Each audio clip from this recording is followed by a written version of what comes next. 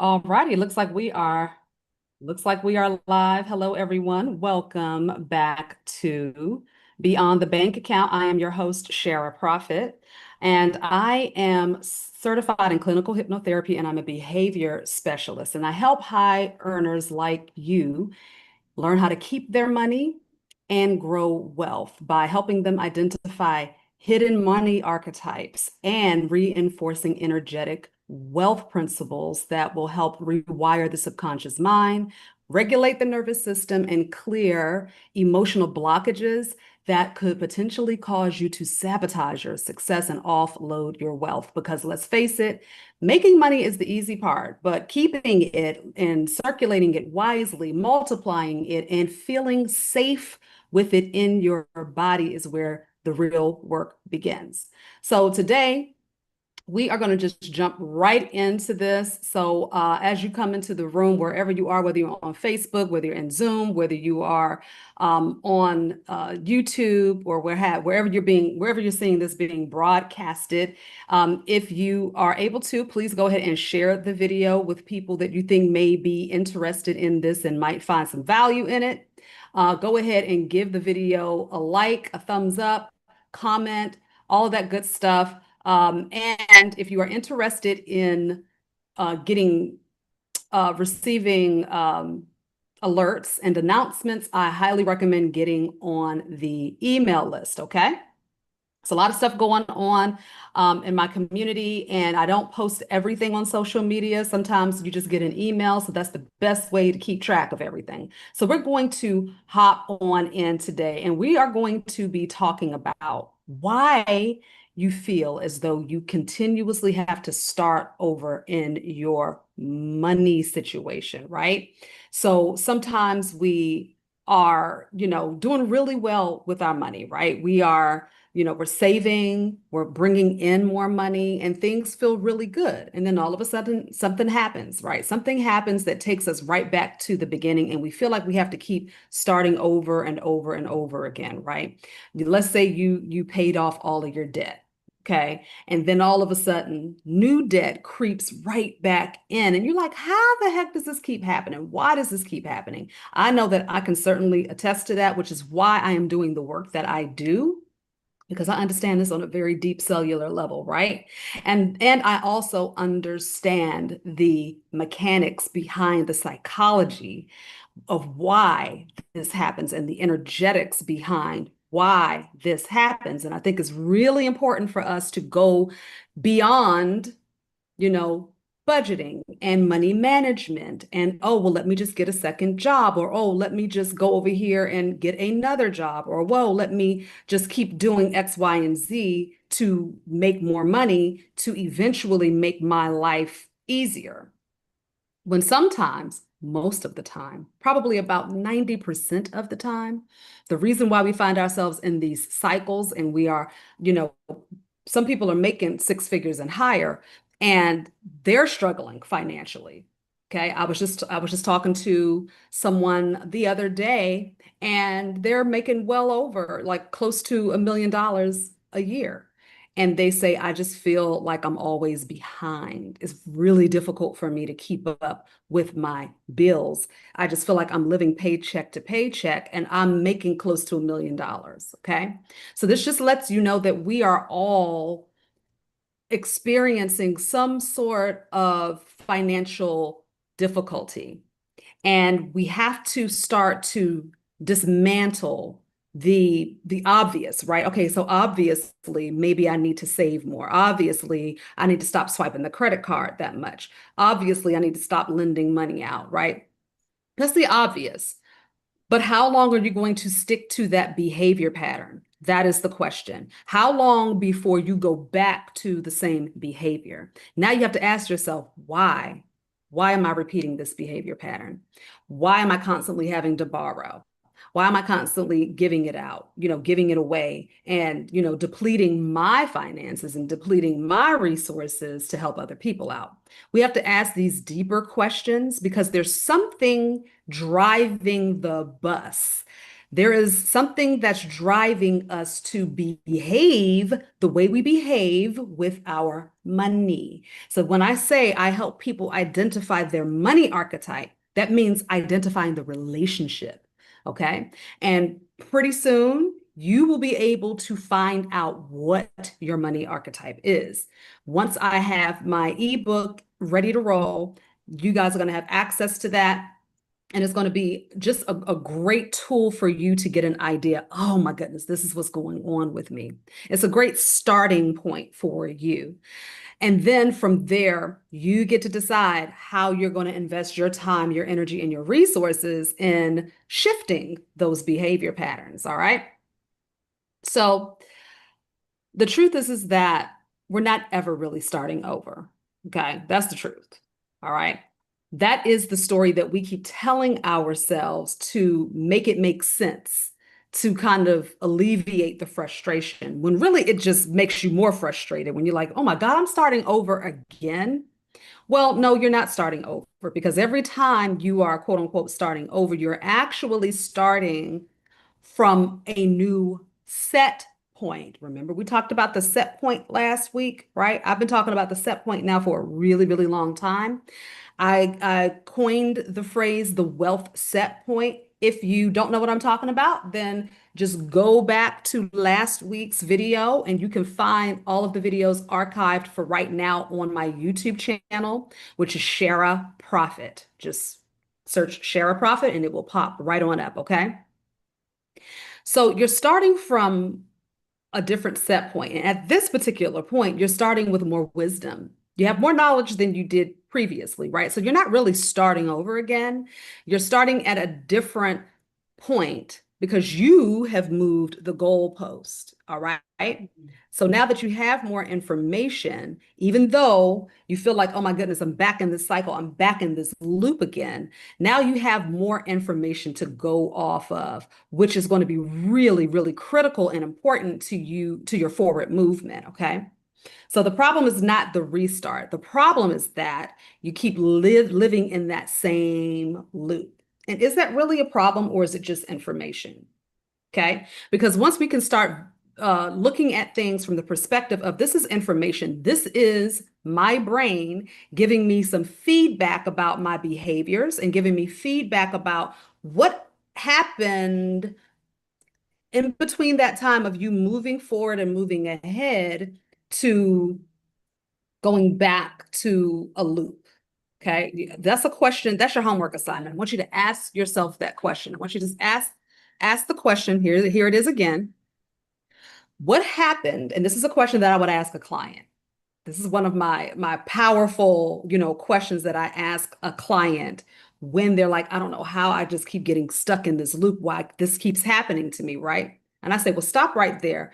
I want you to analyze, use your analytical skills for a moment and discover what happened in between me moving forward and then me going back into the loop. What took place? That's all I want you to ask yourself. And then I want you to tap into the information that comes, because your brain is going to answer the question. The brain's function is to help you solve a problem. So once you ask the right question, you will receive an answer. You will receive the brain's attempt to solve the problem. Okay. So deep down, part of you is still uncomfortable with that loop, right? You know something's off. Okay, it doesn't mean that something's wrong. It just means that something's off. You're not really feeling like, you know what? I make good money. I'm living a great life, but why do I keep struggling every now and again with getting these bills paid when I should have more than enough, right? Now we can go out here and we can blame the economy. We can blame, the one percenters. We can blame the 99 percenters. We can blame the government. We can blame, the president. You can blame whomever you want to. Whatever makes you feel good, darling, do what makes you feel good. All right. But if you really want to solve the issue, if you really want to bring yourself out of the loop, if you want to break the loop and you want to straighten that line out, okay, and you want to actually move forward and keep moving forward and keep elevating and elevating and descending, eventually you're going to have to ask yourself that question, the one that I just gave you previously. All right. So how do you know if you are still in the lesson phase or if you are stuck in a loop, stuck in a cycle? This is very, very important because some things, sometimes the lesson is real, okay? The lesson is real, but they're not supposed to be lifelong prison sentences, okay? At some point, you have to just break the loop and straighten out the line, all right? If you are still repeating the same cycles, it's because you have not fully learned or integrated the lesson, right? I always say you attract what you need until you finally attract what you want. That's with anything in life. That's in money, that's in health, that is in relationships, okay? That's in everything in life. You're going to continuously have the experiences that you need until you learn from them, and not just learn, not just say, oh, that's the lesson, and then you go back and make the same mistakes over and over again. No, you have to learn the lesson and then you have to integrate it into your life, and it has to become a new pattern for you. So this is where people get it messed up. This is where people start slipping, because identifying the problem is not healing. That ain't healing. Just because you know what the problem is or you know how it started doesn't mean that you are healed completely. It just means that you're aware now. And awareness is about 75%. That's 75% of it, being aware. But now what you going to do about it? Okay? What are you going to do now that you are aware? Okay? So let's talk about some ways that you know that you're still in that phase. You're still in the lesson phase. So let's just say you have money, right? But you dip into it, you got money saved up. You dip into it every now and again when something comes up, instead of building a real, I hate to use the word safety net, but for the lack of a better term right now, safety net, because safety, when we're talking about money, safety sends a message to the subconscious mind that there is something dangerous, something scary might happen. Okay. Now, I'm not going to get into the details about, the difference between a savings account and, like, better ways to grow your money. I am not a financial expert, baby. I am an expert in energy work. I'm an expert in the energetics of money, but I am not a financial expert. I know the things that I know and that I am learning, but I cannot share that. I can't share financial, strategies and stuff like that with you. But you need to do your own research on where is the best where is the best place to put my money so that it can actually grow, instead of just putting in a savings account that has a really, really, really low return. Okay. Let's say you pay off your credit card, but you keep swiping again and again and again and again because you never changed your spending habits. All right. Now that's a big one. I know that has been a big one for me. And it's not so much about the spending, right? Sometimes it's the need. Okay. So sometimes it's like, I don't have it, so I have to use this card right now. So then we have to discover what's going on there. Why is my liquid being reduced so much, or why am I low on liquid and I have to keep charging? Okay. And I will say this: debt is directly connected to unforgiveness. We're talking about it in a spiritual and energetic sense. So when you accumulate debt and you accumulate debt and you pay it down, and then you accumulate more debt, and then you pay it down, and then you accumulate more debt, that means that there's something going on energetically that you have not yet released. Okay. So I know a lot of people feel a way about forgiveness, but let me just say this: forgiveness is for you. It is not for the other person. Okay. Forgiveness is a way that you are able to free yourself from hostage energy, holding yourself hostage because you're holding someone else hostage, because you're still attached to the emotion of whatever happened. And it is nothing wrong with still going through a grieving process. However, at some point, you do have to start doing the energetic work to detach from what happened. Okay. That's, I have classes and stuff like on that. You can go to bemagicschool.org to look up classes on energetics of money, as well as I have a class in there called The Occult Laws of Forgiveness. Very, very powerful one. All right. You keep helping family or friends out of their money messes while you ignore your own financial stability. Okay, now this can be a really big one for those of you that have a big heart. You got your family, you got your children, you got your sisters and your brothers, you got whomever else, around that need money. Now, if you have it to give, absolutely go ahead. But you should never, ever, ever, ever, ever, ever, ever put yourself in a position that where you cannot operate or function, and now you are operating from a deficit because you've helped someone else. That you don't have to do that. No is a complete sentence. If you want to try to help that person get the money, say, listen, I'm not able to give it to you, but let's sit down together and look at some resources where you might be able to get it, or brainstorm of how you can do something to get this money right now. Okay. If you can't help financially, be honest about that. Don't put yourself in dire straits just to help someone that you love. And if you feel like, man, I really want to help this person, offering them your time and your ability to research and find some resources to help them can be just as beautiful, okay? Or even saying, hey, like what do you have going on right now? Like what services can you sell? What things can you offer to people to get this money for you? Okay? Can you bake cakes? Can you wash cars? Can you get a part-time job real quick? Can you, do something to help you get to where you need to go? All right? You avoid looking at your bank accounts or your statements because the truth feels uncomfortable. A lot of people that I work with who are high earners, and I'm talking about people that are earning, over high six figures, and higher than that, they don't open their mail. You'd be surprised. They do not open their mail. They have an aversion to it. They can't even do it. They can't even go and look at their bank accounts. I had to sit with a client once, and I made her open her mail during the session. I said, go get your mail. Go get all the mail that you have not opened. And you know what happened? Yeah, there were bills and stuff in there. There was things that she needed to attend to, right? But there was a check in that pile of mail. It was a check in there for like $1,500. Okay.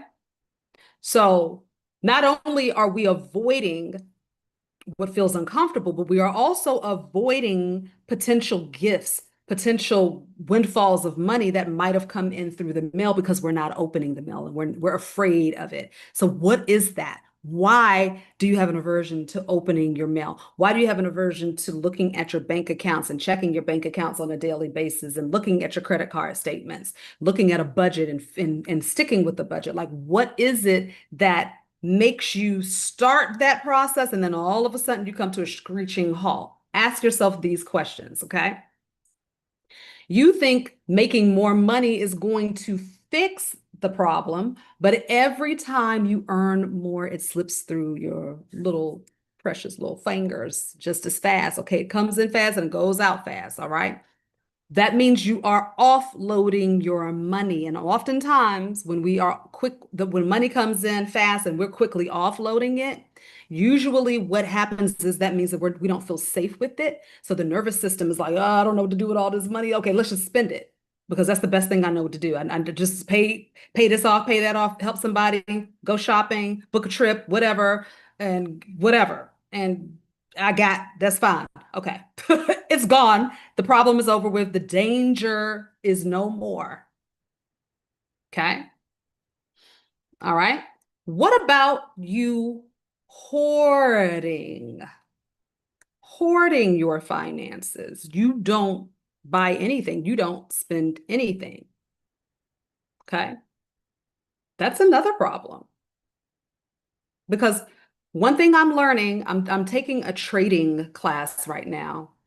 And one thing I am learning is that about 90% of trading or anything having to do with finances is psychological, meaning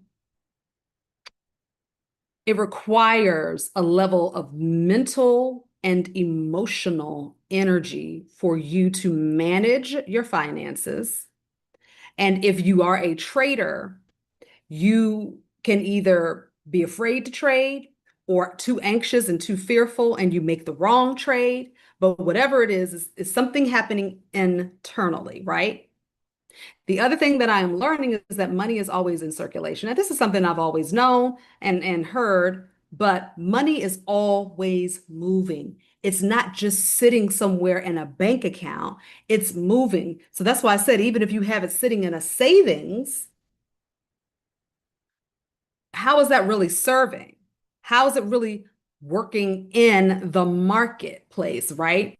Now, obviously, the bank uses your money to buy and sell trades and stocks. That's what your money is being used for when you put it in the bank account. Because the big institutions, they are the ones that move the market. They are the ones that, create the trends in the marketplace. Okay.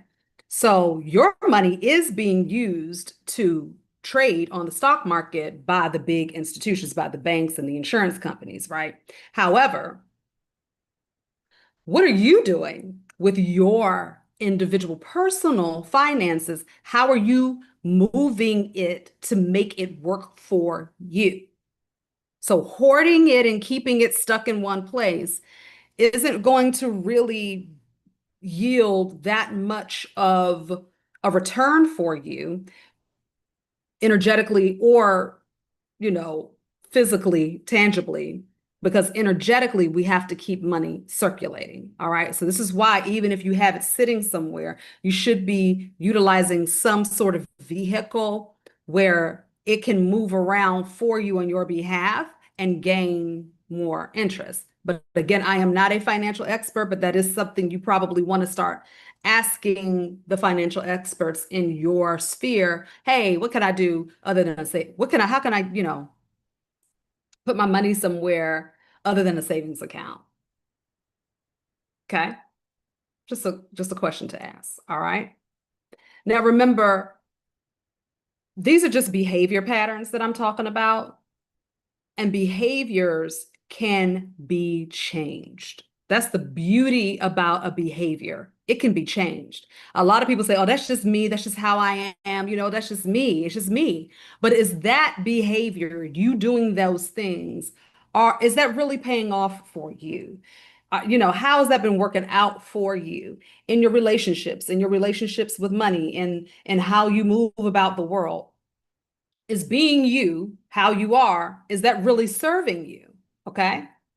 And these are questions that I have asked myself, that I ask myself all the time, especially when I come up against a problem in my life. I'm like, okay, what am I doing here that keeps landing me right back in the same position? What's going on here? What do I need to shift? What do I need to let go of? What do I need to change? All right. So just like money is constantly moving and circulating, we need to constantly be doing the work to ensure that the activities that we're doing in our daily life are benefiting us. Okay. It's feeding into a macrocosm. All right. So the daily things that we do, the day to day, those are like that's the microcosm, right? But everything that we do, we should be doing it with intention so that we can feed the macrocosm, which is the bigger picture. Okay. So let's look at some of the deeper roots and causes of this. All right. So I've already given you some substantial ones already. So when the cycle keeps repeating, that means that the issue is not just a practical problem, it is subconscious. All right. So subconscious, right, means underneath the surface. You can't see it. You're not really conscious of it. There's a conscious mind, and then there's a subconscious mind. So consciously, when you're looking at everything on the surface, it's like, okay, I'm overspending. Oh, okay. I made a mistake and invested in that thing. Oh, okay. You know, um, I don't know why my money just keeps, as soon as I get it in, it leaves. I always have something to pay for. Something always comes up for me. Okay. I'm always starting over. Well, that's surface level. But what's happening under the surface, subconsciously, where all of your automatic behavior patterns live, where all of your subconscious programs live, the ones that you developed when you were a really young kid? Did you grow up in a household where money was a struggle? Did you grow up in a household where there was a lot of arguments around money? Were you told that money doesn't grow on trees? Were you told that you have to work really, really, really hard? You have to save your money. You got to get a good job. You got to get benefits, whatever you were told, right? There was some sort of limiting belief around money. Was money dangerous in your household? Meaning, when money came in, did something bad happen? Okay. Meaning, money came in and then somebody got drunk and then all the money was gone. Every time money came in, somebody in the household misused the funds and then the money was gone. Do you understand what that can do to your psyche, the program that is being implanted within you? Okay. You're learning how to quickly offload your money. You're learning that money is dangerous. You can't feel safe with money. Or the opposite, the flip of that, I have to be hyper aware of my money. I have to make sure that I don't make a mistake. I have to make sure everything is taken care of. It is very, very, very, very strategic and stiff and structured and whatever. Okay. Nothing wrong with that. But if it's hoarding and you're not allowing the money to be circulated, then you are still going to never really get past a certain level financially. Okay. All right. So these are the money wounds that get passed down and through the family, through the bloodline, because everything's behavior. Behaviors are learned. You have to be in an environment for an extended period of time to learn a behavior pattern. Usually it's from your family. Simple. Okay. The unspoken rules, like money is hard to come by, like I just said, or we are always struggling. Okay. It's a struggle, especially working class or homes where there was a lot of poverty, right? Those are the conversations. That's what you grow up believing. Oh, those people over there are rich and wealthy and they have all the money. Well, we're just regular folk that struggle. Okay. Even if you are making high six figures, you would be amazed at how many high earners I work with who still have a poverty mindset. They're still trying to figure it out. All right. So that trauma that keeps you tied to that scarcity and that lack is because the trauma feels familiar, right? It's the struggle is familiar. It's what you know. It's the devil you know, which is why we tend to stay right in there. We operate within the constructs and the confines of our programming. And this is why there is a 1% and a 99%.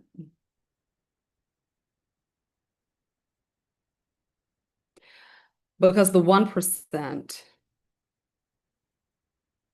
has probably looked at their programming. They've probably looked at what some people call demons or the devil. It's really your trauma programs, your trauma responses. That is what it is. It is not something out there in the world with horns and, whatever. It's really the thing that lives within us that keeps us oppressed, that keeps us down, okay? That keeps us feeling having that inner battle, that inner conflict, because you want something more, you know there's something more, you know there's something better. However, it's something inside of you that's just not allowing you to be free to go and experience it or express it. So what the 1% has probably done, probably, regardless of what you think about them, who cares? That doesn't even matter what you think about how they are, what they do, who cares? But I will tell you this. If you go and you listen to some of these 1%ers, okay, the people who have the billions, one thing they know very well is themselves. Even if you feel like they're operating in the darkness and you feel like they're doing some dark things, this is the thing, they understand their darkness, they have confronted their demons in their darkness, and they have become friends with their demons in their darkness. All that means, it doesn't mean that they're worshiping. I mean, I don't know what they do on a spiritual level, but what I'm saying is becoming friends with your darkness and your demons, it doesn't mean you're worshiping them and you're doing low-level things. What it means is, oh, I know that version of you. Oh, that's why you do that. That's why I can't move through here. That's why my relationship don't go anywhere. That's why I'm struggling with my money. Okay. That's what becoming friends with your inner demon is. Understanding it on a deep level, understanding its triggers, understanding where it came from, understanding how it's holding you back, and then finding a way to navigate it, doing something about it. And most people don't do anything about it. Even if you know what it is, you don't know, you're not doing anything about it. And 9 times out of 10, it's because most people are afraid to do something about it. But as long as those beliefs and those demons and that programming, that trauma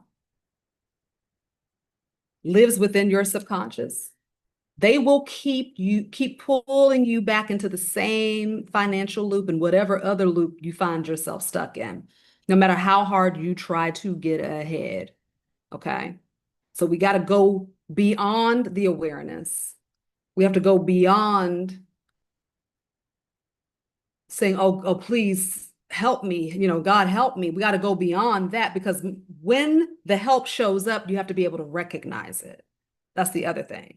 So a lot of us ask for help, or we're looking for help. And when the help shows up, it may require you to do something. It may require you to invest your time. It may require you to open up and talk.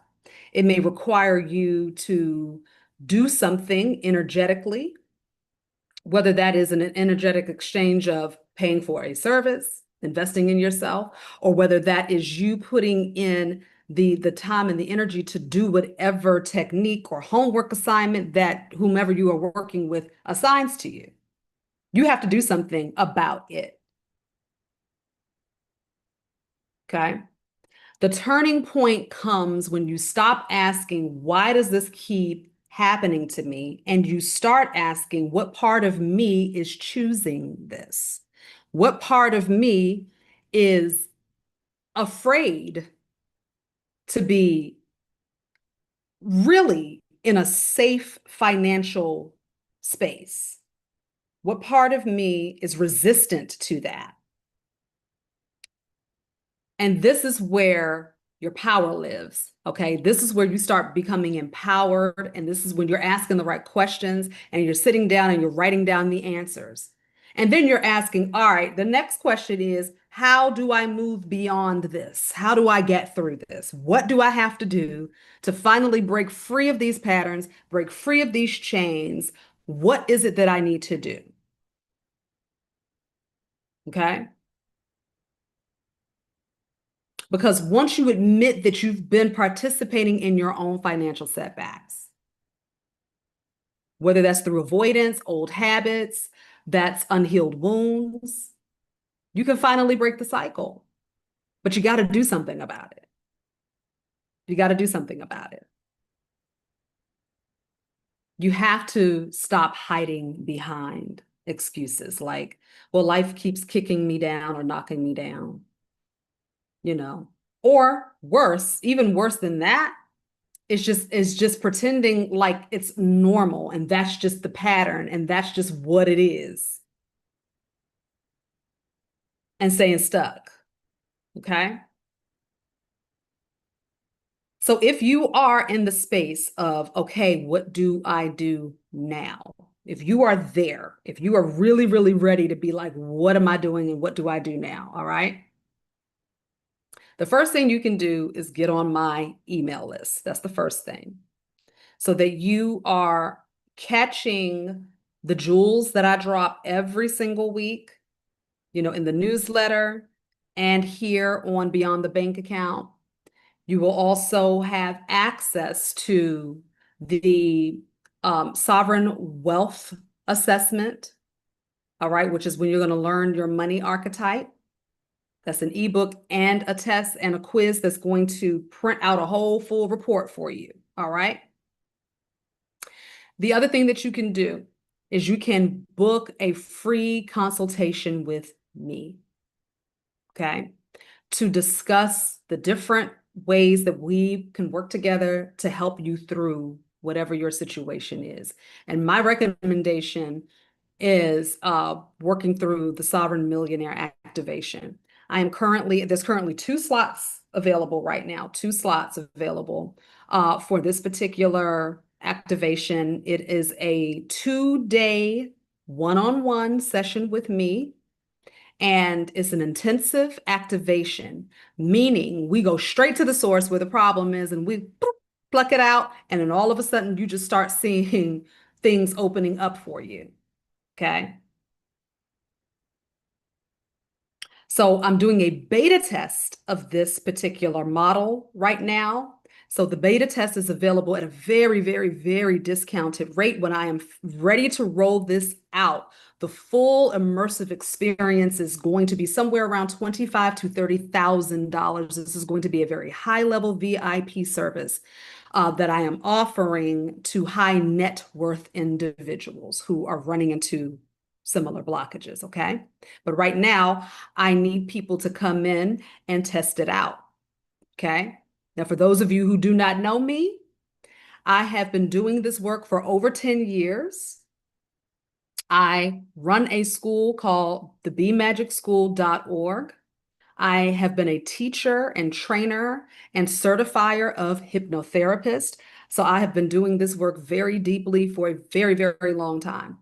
Okay, very long time. Just look me up, Shara Prophet. Okay, you can go on Google and search me. All right. All right, so that is it for today's episode, you all. I thank you so much for your time, your attention, and your energy. I know that you got something very, very valuable out of this lesson today. I do ask that you please share these videos, okay? Share them if you're on YouTube, if you're on Facebook, share them, all right? This is valuable information, okay? Very, very valuable information. And I am talking to people who are making money. You got a job, things are happening for you, but maybe you don't feel comfortable talking about, I still feel stuck, even though I'm making 6 figures, or I used to make 6 figures and then something happened and I haven't been able to get back there again. Okay. Even if you are on your way to 6 figures and you feel like you keep hitting a block and you keep getting stuck, you need to call me. We need to talk. All right, y'all. All right, everybody. I thank you so much again. I will see you next week, same time, same place, and get on that email list and book your call today. Thank y'all. Bye.